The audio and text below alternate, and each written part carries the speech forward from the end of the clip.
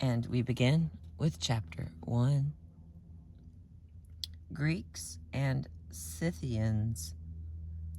Were there white people in antiquity? Certainly some assume so, as though categories we use today could be read backwards over the millennia. People with light skin certainly existed well before our own times. But did anyone think they were white? Or that their character related to their color? No, for neither the idea of race nor the idea of white people had been invented. And people's skin color did not carry useful meaning. What mattered was where they lived. Were their lands damp or dry? Were they were they healthy or prone to impotence? Hard or soft? Could they be seduced by the luxuries of civilized society? Or were they warriors through and through? What were their habits of life? Rather than as white people, Northern Europeans were known by vague tribal names. Okay, now I really don't know if this is Scythians or Scythians, but it is Scythians,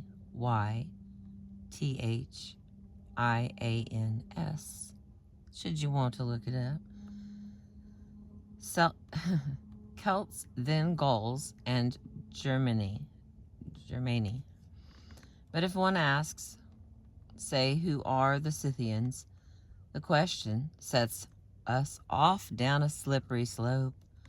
For over time, and especially in earliest times, any search for the ancestors of white Americans perforce leads back to non-literate peoples who left no documents describing themselves.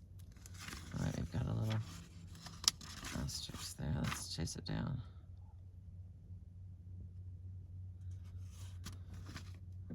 That's a little, hang on, look. It's one of them books with lots of information. Oh, come on, man. It'll be like that. All right, never mind. We're gonna wonder. Thus, we must sift through the intellectual history Americans claim as Westerners, keeping in mind that long before science dictated the terms of human difference as race, long before racial scientists began to measure heads and concoct racial theory, ancient Greeks and Romans had their own means of describing the peoples of their world as they knew it more than 2 millennia ago. And inevitably, the earliest accounts of our story are told from on high by rulers dominant at a particular time. Power affixes the markers of history. Furthermore, any attempt to trace biological ancestry quickly turns into legend. For human beings have multiplied so rapidly, by 1,000 or more times in some 200 years, and by more than 32,000 times in 300 years. Evolutionary biologists now reckon that the 6 to 7 billion people now living share the same small number of ancestors living 2,000 or 3,000 years ago. These circumstances make nonsense of anybody's pretensions to find a pure racial ancestry. Nor are notions of Western culture purity any less spurious. Without a doubt, the sophisticated Egyptian, Phoenician, Minoan, and Persian societies deeply influenced the classical culture of ancient Greece, which some still imagine as the West's pure and unique source. That story is still to come, for the obsession with purity, racial and cultural, arose many centuries after the demise of the ancients. Suffice it to say that our search for the history of white people might begin in the misty mixture of myth and reality that comprises ancient Greek literature. I got this. Early on, most Greek notions about peoples living along their northeastern border, especially that vaguely known place called the Caucasus, were mythological, known to Westerners since prehistoric times. The Caucasus, Caucasus, is a geographically and ethnically complex area lying between the Black Sea and Caspian Sea, and flanked north and south by two ranges of the Caucasus Mountains. The northern, my lord, here's that word a million times. Caucasus. Okay, that's how we're going to roll. The northern Caucasus range forms a natural border with Russia. The southern, less Caucasus, physically separates the area from Turkey and Iran. The Republic of Georgia lies between the disputed region of the Caucasus, Turkey, Armenia, Iran, and Azerbaijan. And there's a figure here. I can show you this picture, but it's a crappy picture, and it's very confusing. You can also Google it. How about that? I have not made it through this entire book in one go through. I have read it all in different pieces over time so if you need to take this in smaller sections, so have I. And again, I read it, not out loud, so you can just skip around on words if you want. Not out loud. I have to read all these words. So that way we're having our moment together. I'll be reading to myself, then it would sound different now, wouldn't it? All right. According to Greek mythology, Jason and his Argonauts sought the golden fleece in the Caucasus, land of Colchis, near the present-day Georgian city of Poti. Obtaining it from King Aeetes, thanks to the magical powers of the king's daughter, the princess Medea. In Homer's Odysseus. In Homer's Odyssey, Circe, the sister of King Aeetes, transforms half of Odysseus's men into animals and seduces Odysseus. Later on, Hesiod and take up the tale of Prometheus, son of Titan, punished for having stolen the secret of fire from Zeus, who chains Prometheus to a mountain in the Caucasus and sends an eagle to peck at his liver every day for 30,000 years. One can see that to the Greeks, almost anything goes on in the Caucasus. Furthermore, Greek mythology accords women of the Caucasus extraordinary powers, whether the magical of Medea and Circe or the warlike of the Amazons, variously located in a number of places, including the Caucasus. Even today, these myths reverberate.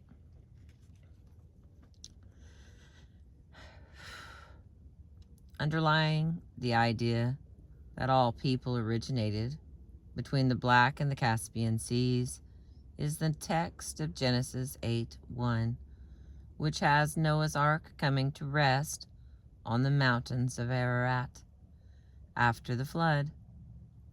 In the 13th century, Marco Polo located Mount Ararat in Armenia, just south of Georgia in eastern Turkey, at the juncture of Armenia, Iraq, and Iran, in the country of the Kurds.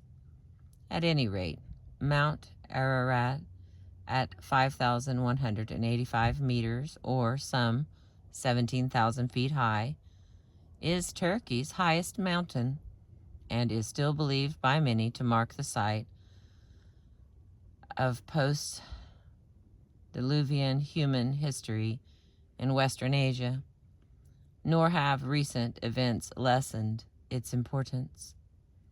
20th and 21st century wars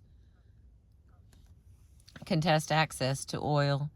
South Ossetia, Azerbaijan, Grozny, Maykop, and the Caspian Sea, especially Baku, hold rich old deposits.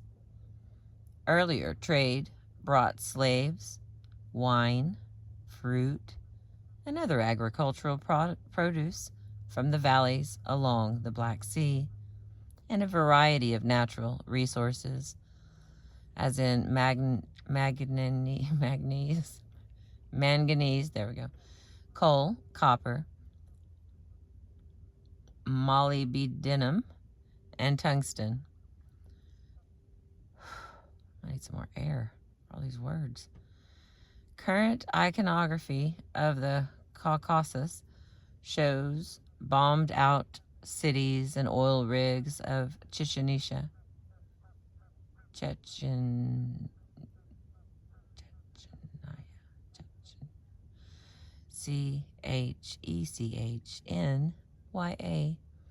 or bearded nationalists called terrorists by the Russians. Occasionally, photographs of Caucasians, show gnarled old people as proof of the life-prolonging powers of yogurt. There was a time when the people of the Caucasus were thought the most beautiful in the world, but documentary images making this case in pictures, not just words, have proven elusive. By contrast, vague and savage notions had lodged in the Greek mind concerning Scythians and Celts who lived in what is now considered Europe. Voicing broad ethnic generalities, Greeks had words. Scythia, which is this Scythian, and Keltoi, which is the Celt, to designate far distant barbarians. All right, let me try this again. Voicing broad ethnic generalities, the Greeks had words, and to designate far distant people as barbarians.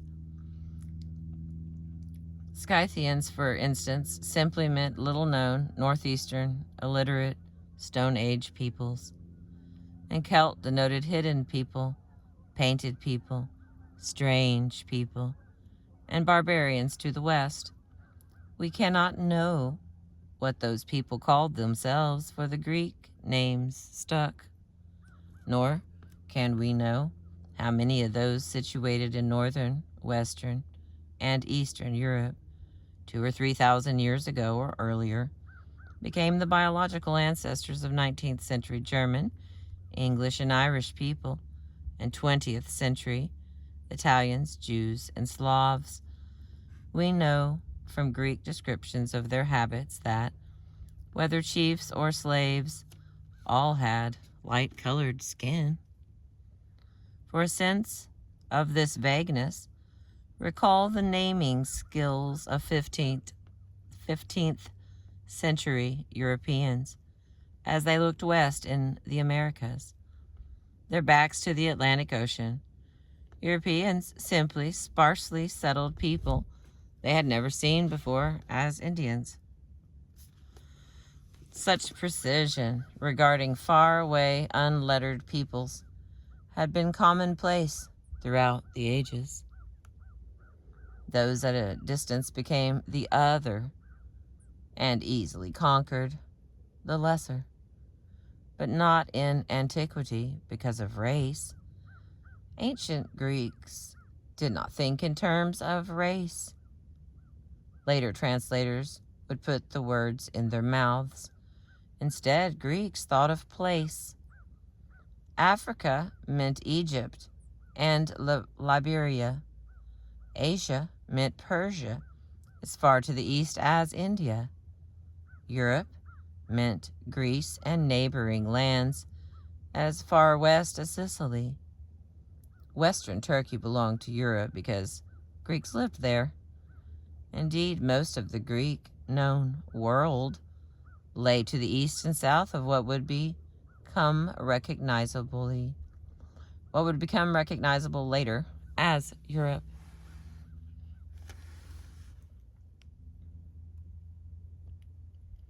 Change it up into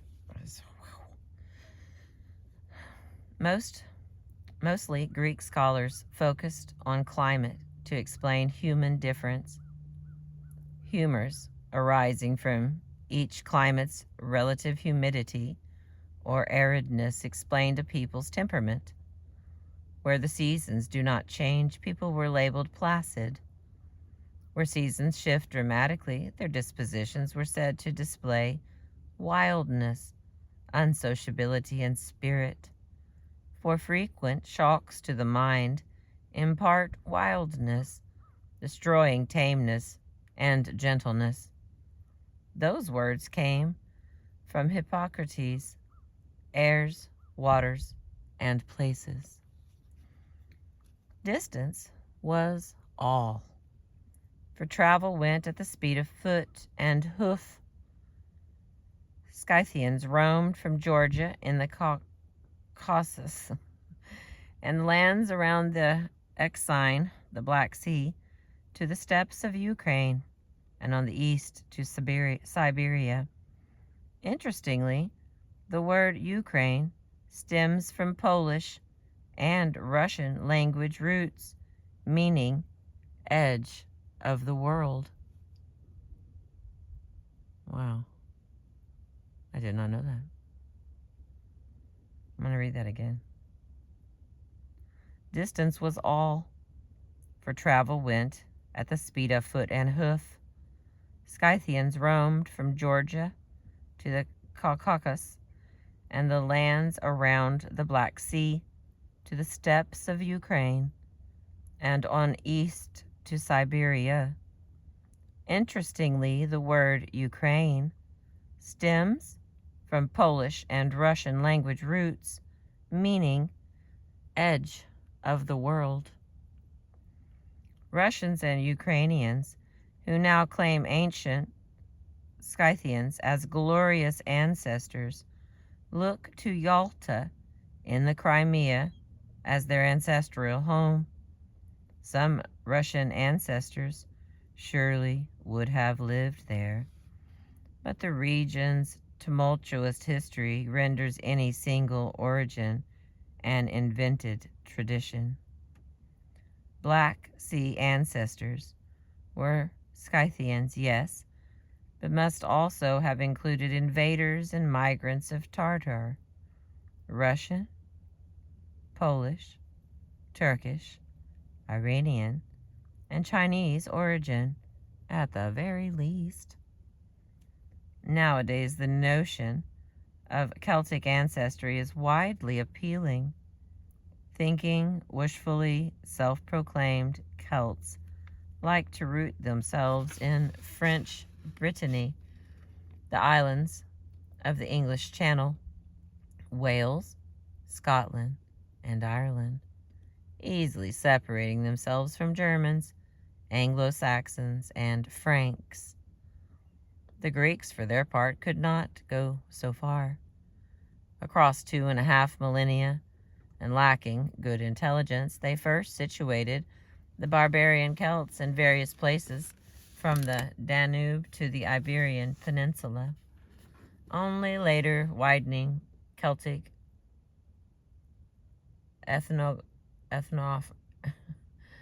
lineage as Greek scholars learned from long-distance traders, travelers, and one another. Historians of antiquity credit the traveler and geographer Hecatasius of Miletus, ca. 1550 to 490 BCE, as the first Greek to map the whereabouts of Celts and Scythians. Okay, I got a little thing here. Let's see if it'll give us more information.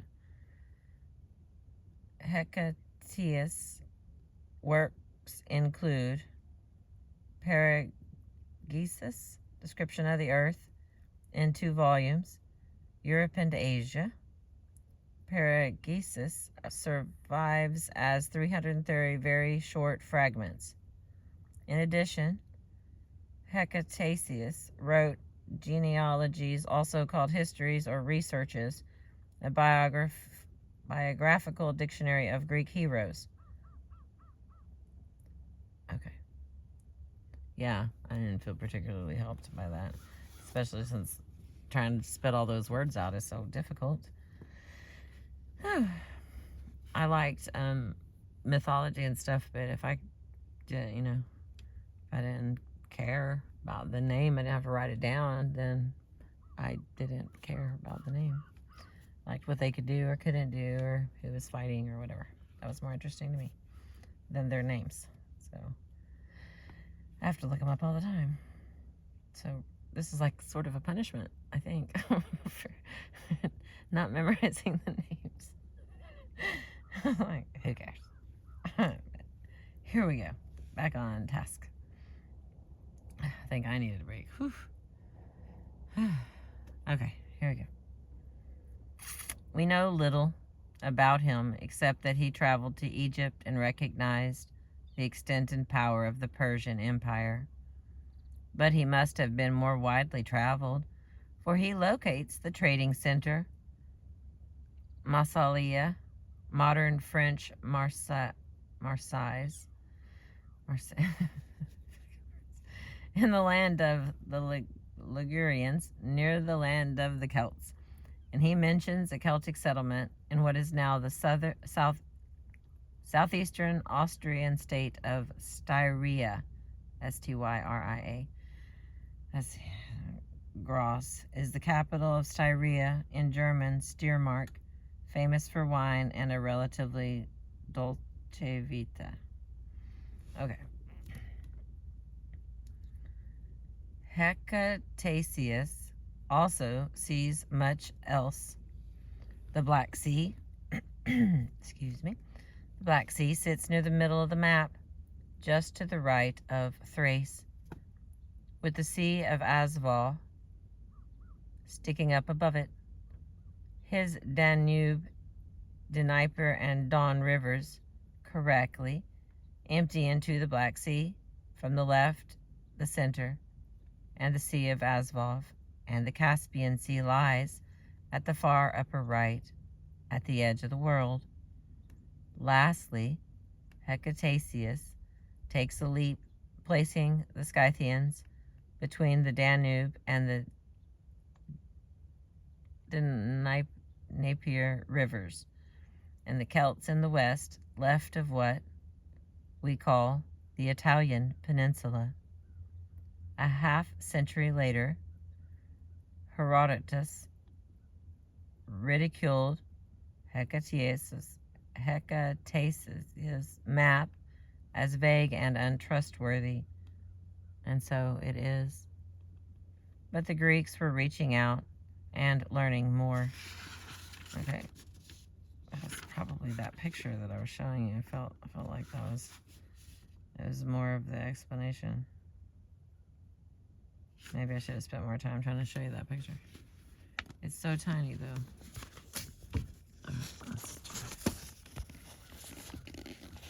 This is a book from 2010.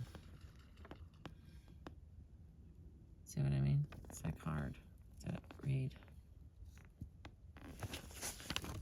But we gave it the old try. All right. These words.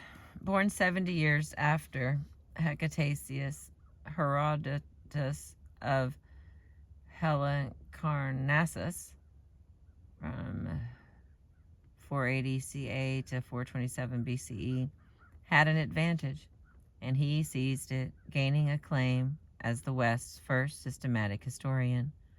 indeed as the father of history, a title given him by the great Roman orator Cicero. So lasting was Herodotus' reputation that his likeness, real or imagined, was carved in stone in Greece a century or so after his death and copied later in Rome. The portrait of Herodotus accompanying the Encyclopedia Britannica online articles comes from a Roman cult sculpture copied from a Greek original from the first half of the 4th century. All right. Ta-da. Let's see. It's carved in stone. Born and raised in what is now Western Turkey, he traveled widely. He took good notes and produced the first unified world history encompassing Egypt, which is Africa, Western Asia, as well as Greece as Europe, where earlier scholars had repeated hearsay. Herodotus seems actually to have visited Egypt, Babylonia, the Balkans, and the Black Sea region. He also most likely reported on Scythians as an eyewitness. Herodotus's history, written in 440 BCE, chronicles a succession of great wars fought between Persians and Greeks during the period 499 through 479 BCE. More important for our purposes, the history also describes barbarians surrounding the Greek-known world. Quite naturally, Herodotus puts Greece in the middle of everything and sings its praises. Even so, by modifying Hecatasius's map of 50 years earlier, he did improve upon it greatly. Of course, Herodotus's world is still flat. That notion would stand for another 1,000 years. But he displayed it wider, including the entire Mediterranean Sea, the Celts in the Iberian Peninsula, and the Scythians north of the Black Sea. He also grants the Amazons an appearance east of the other Scythians and north of the Caucasus. Living in the eastern Mediterranean, Herodotus knew far more about eastern Scythians than about western Celts, who lived too far away for him to have good information. Much of Book 4 of the History describes the various Scythian tribes and their territory, although concentrating on the settled royal Scythians around the lower Danube, Dnieper and Dnieper rivers, all emptied into the Black Sea and the Sea of Azov. Herodotus' descriptions reach out to nomadic peoples far east of the Ural Mountains and around the Caspian Sea. Looking east from Athens, Herodotus held an advantage denied earlier historians, for by the time he wrote in the mid-5th century, the Greek Empire extended to the Black Sea, and some Scythian groups were in regular commercial contact with Greeks and Persians. Other various tribes lumped into the Scythian melange for convenience were merely designated as wild.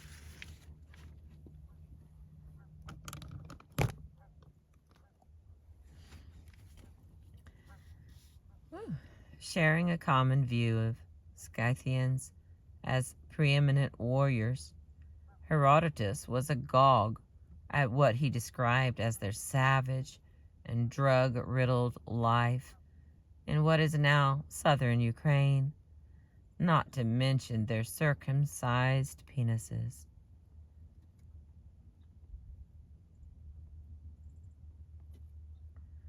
Okay, wait a second. I got a note here. Herodotus's description of the Colchians in what is now Georgia on the Black Sea is in 2.104-5. He concluded from their dark skin, curly hair, and circumcised penises that Colchians descended from Egyptian armies. Needless to say, this observation has set off a lively controversy between Afrocentrics, who take this remark as corroboration of their spread of Egyptian, i.e. African power, and skeptics who take Herodotus's comment on Colchians as cause to doubt his reliability as a historian. Alrighty. Herodotus, that was the little reading at the bottom. Now we're back up here in the top. Herodotus knew, perhaps as an eyewitness, historians remain divided on this point. The Scythians smoked marijuana and substituted drug use for bathing. The Scythians, as I said, take some of this hemp seed and, creeping under the felt coverings, throw it upon the red-hot stones. Immediately it smokes and gives out such a vapor as no Grecian vapor bath can exceed. The Scyths, delighted, shout for joy, and this vapor serves them instead of a water bath, for they never by any chance wash their bodies with water. What?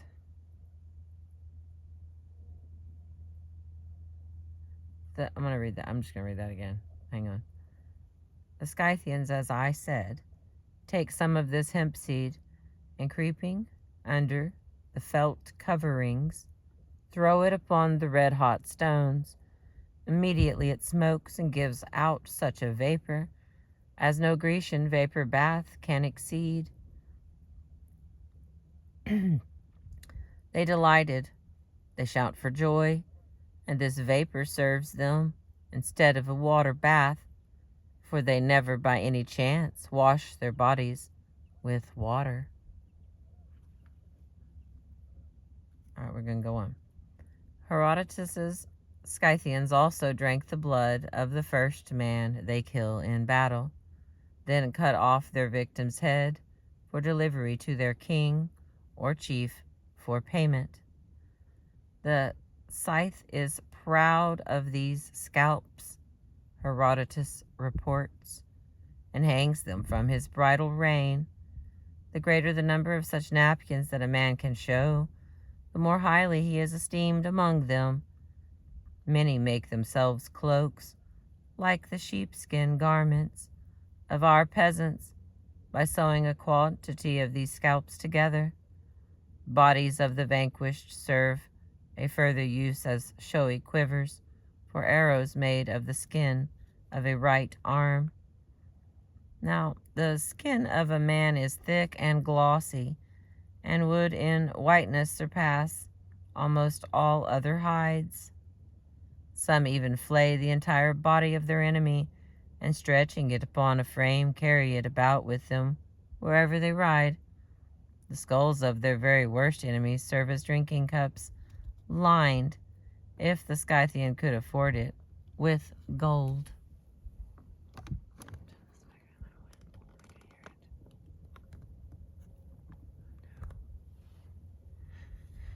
Wow.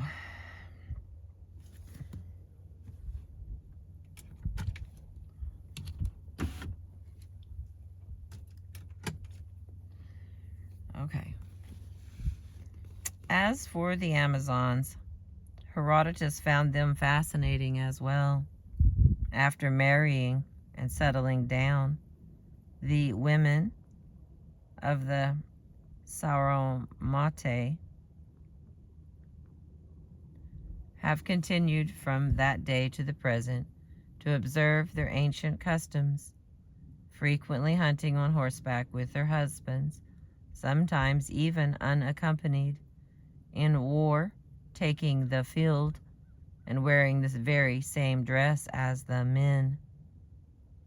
The book The History also describes women as skilled soothsayers called Inaris.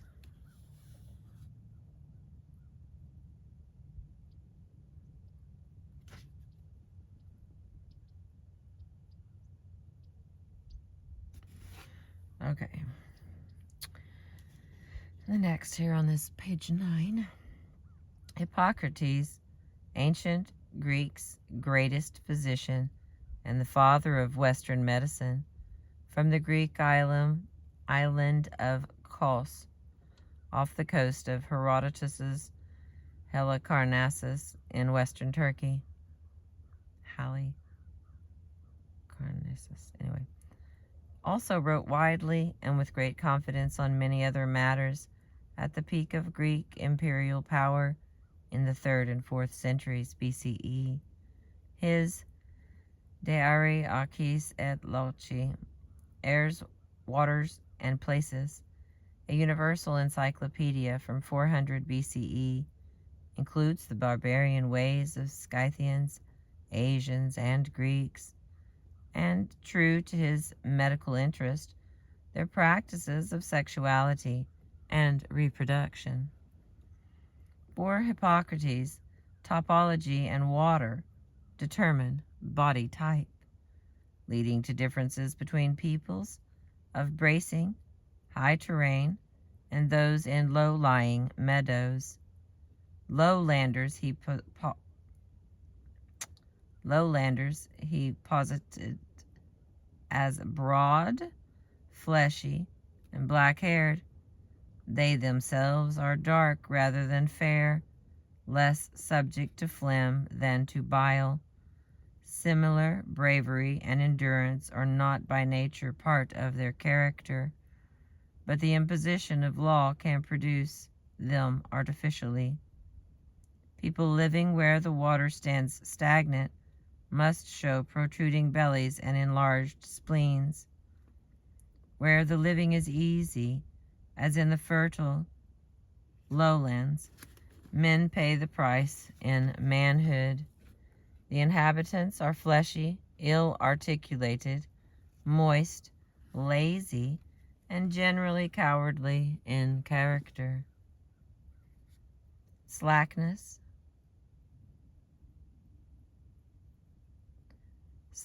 and sleekness can be observed in them, and so far as the arts are concerned, they are thick-witted and neither subtle nor sharp. Generalizing further about the two types he assumes live in the high country, Hippocrates believed that those in a level, windy place will be large of stature and like to one another, but their minds will be rather unmanly and gentle. By contrast, those confined to places where the soil is thin and dry and the seasons change dramatically will be hard in physique and well-braced, fair rather than dark, stubborn and independent in character and temper. For where the changes of the season are most frequent and most sharply contrasted, there you will find the greatest diversity in physique, in character, and in constitution. Sevastopol and Yalta, the most famous names of the mild Crimean wine region of southern Russia and eastern Ukraine, have designated health resorts. All right, doesn't matter. Sorry about that. Hang on, I'm gonna get a drink. Whew, I should have marked this book.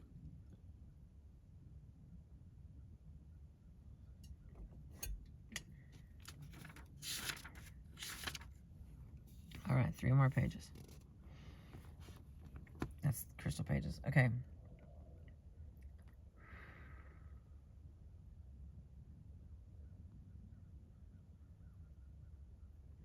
Getting to the nub of the matter, Hippocrates' mountainous, rugged Greece clearly shaped his concepts of its European penumbra, a land blasted by the winter and scorched by the sun, produced handsome men, hardy,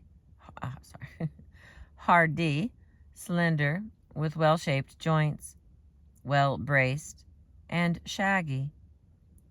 The fierce Greek-European temperament would seem to explain Greek imperial domination, as well as manly Greek-European beauty. 4.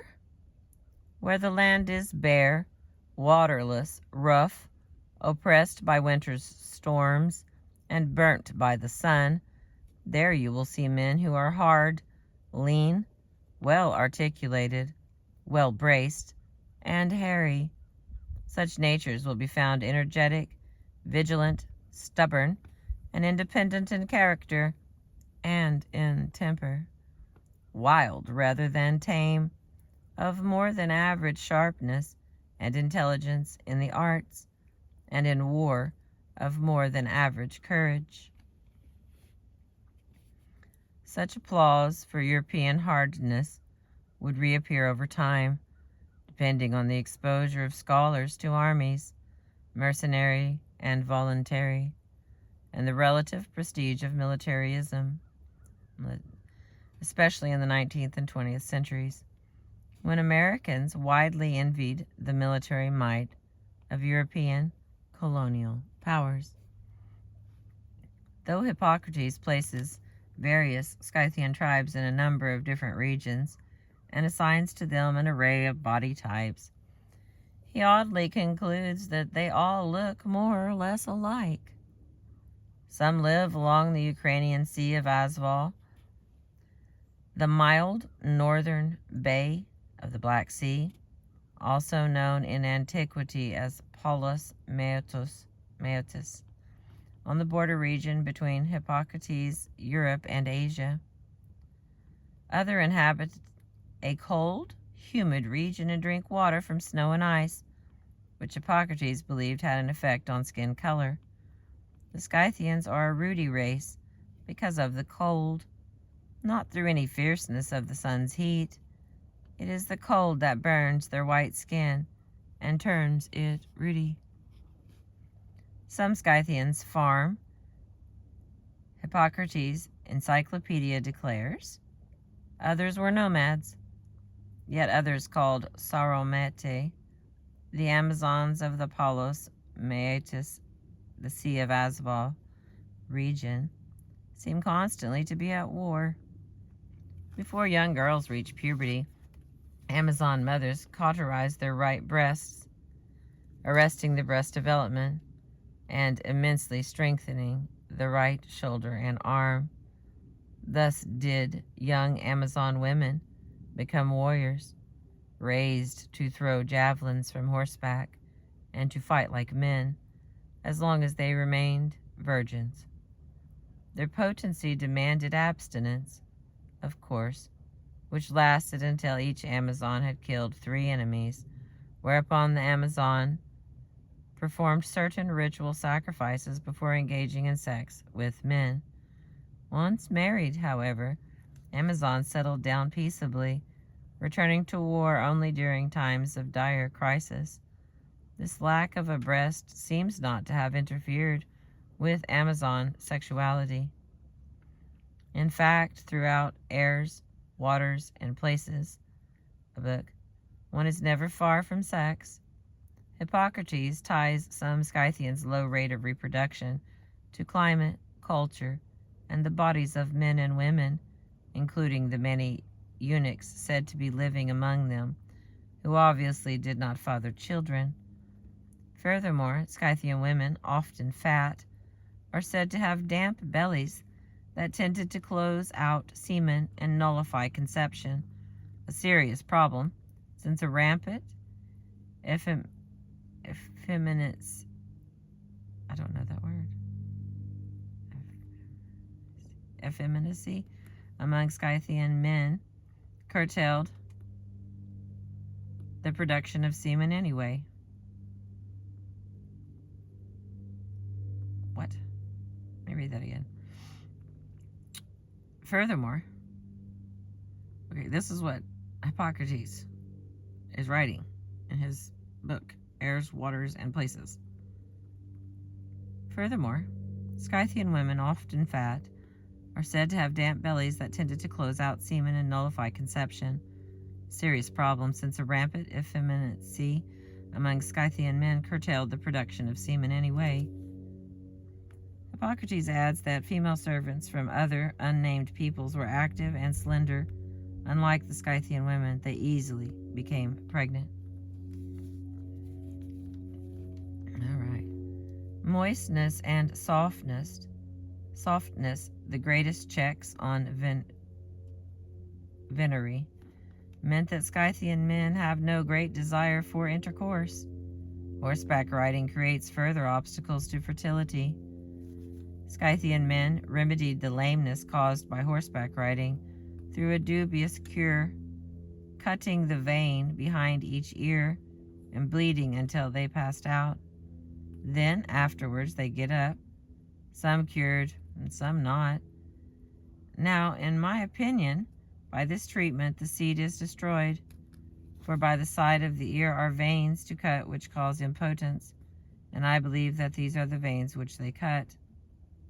After this treatment, when the Scythians approach a woman but cannot have intercourse, at first they take no notice and think no more about it. After several failures at sex, they conclude they have sinned against the gods and become transvestites, even though ashamed of comporting themselves like women. Turning to the east, Hippocrates rates the milder Asian, i.e. Persians and Babylonian, climate more highly than that of Europe around Greece. Living in perpetual springtime, the civilized men of Asia were well nourished, of very fine physique and very tall, differing from one another, but little either in physique or stature. Nature and culture do produce weaknesses, however. The lack of well-defined seasons made Asians feeble. Climatic sameness, puzzlingly, retards fetus development too, no matter what the season of fertilization. More to the point, monarchy made men into cowards, for men's souls are enslaved and refuse to run risks readily and recklessly to increase the power of somebody else. Hippocrates says earlier, all their worthy, brave deeds merely serve to aggrandize and raise up their lords, while the harvest they themselves reap is danger and death. Let me come up for air for just a second. All right. I have 2.5 pages left. I know this one's long, and I know this information is tricky, but I thought it was pretty interesting. An older friend of mine, his name is Alan, haven't seen him in a long time, shout out to Alan, gave me this book, and I think that it was largely because I really like the taste of sugar, and I was like talking about the very first time that I remember like ever tasting sugar. I was my aunt was over, we were making peanut butter cookies, and I remember it was 5 seconds ago when I tasted that sugar, when I put my finger in the sugar container and tasted the sugar, and every single light in my head went off, and I was like, this is the greatest stuff ever. And then many, many years later, I always refer to sugar as my very first love, because because it's true. That's probably why. But so anyway, the point of that was, that's how I got this book, is because my friend was trying to explain to me what sugar really, like the history and how sugar came about. But so that's what we're doing here. So I'm sharing with you what was shared with me so that I could manage my first love, which was sugar. It wasn't the peanut butter cookies. I mean, I like them too, but it was that white sugar, I swear. So I have spent the rest of my life trying to break up with it. If I have to have 4 spoons, I knock it back to 3.5. Some days it's 4.5, but most of the time, I can't be the only one. I'm only sharing this because it's not possible. I'm not the only person who can recall the first time they ever had white sugar. I can't be. It's not possible. There's too many people in the world. So, all right. Let's finish up this last page and a half before we get to an hour here.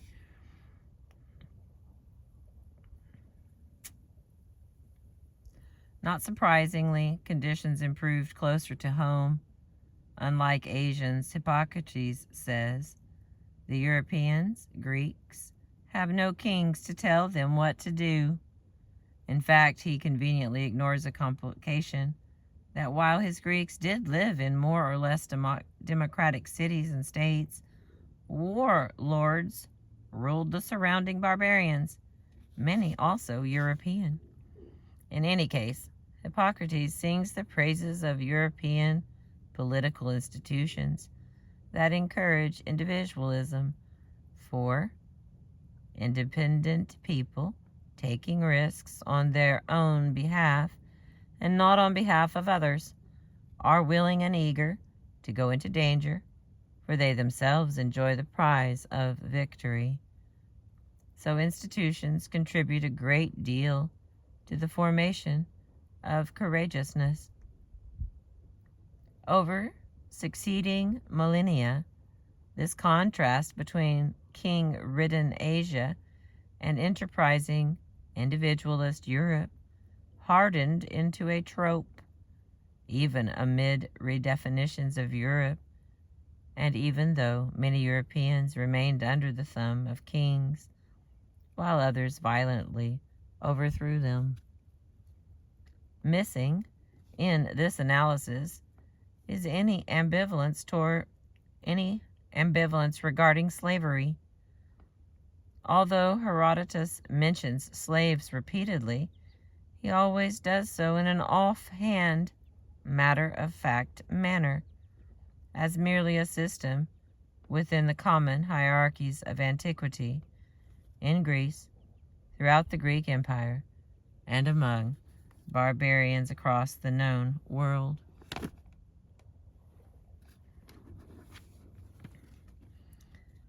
At least as early as the 7th century BCE, nomadic, loosely organized societies around the Black Sea region established an efficient trade network, furnishing slaves to the wealthy of Greek society. Regions long fabled in myth, such as Thrace, now southern Bulgaria, northeastern Greece, and northwestern Turkey, homeland of the Roman slave Spartacus, and Colchis, now Georgia, in particular, seem to have supplied the bulk of them.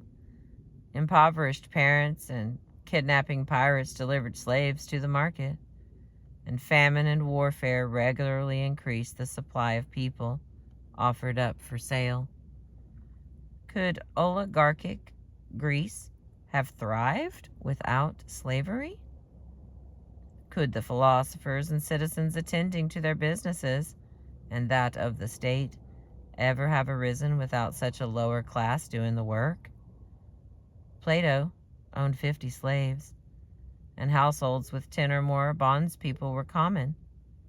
Going about town or on long military campaigns, Athenian gentlemen always took along a slave or two. Quite likely, slaves outnumbered free people in the 5th and 4th centuries BCE, probably numbering 80,000 to 100,000 in Athens alone. Multitudes of enslaved women worked primarily at household tasks, providing services that could be sexual, medical, and domestic, while male slaves, skilled and unskilled, labored in the fields, on board ships, and industrial workshops. Athens used an enslaved Scythian police force numbering between 300 and 1,000, where Scythians were known as skilled archers. The slave trade worked like this. As noted, the Black Sea line of supply began with barbarian chiefs who endlessly warfare steadily drove refugees onto the market, where chiefs sold them to Greek slave traders for luxury goods like wine and clothing. Not that war was a prerequisite. Thousands of children. Not that war was a prerequisite. Thousands of children also entered the market, having been sold by their parents for salt or other necessities. Two cities, Byzantium, later Constantinople, and then modern Istanbul, and Ephesus. Here we are at the words again.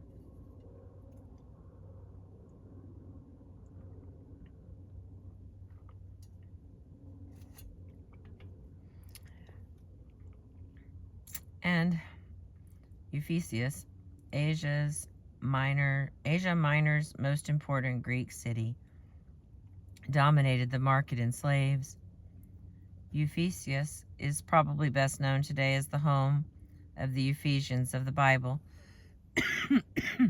whose Christian church was one of 7 in Asia to which St. Paul addresses his letters.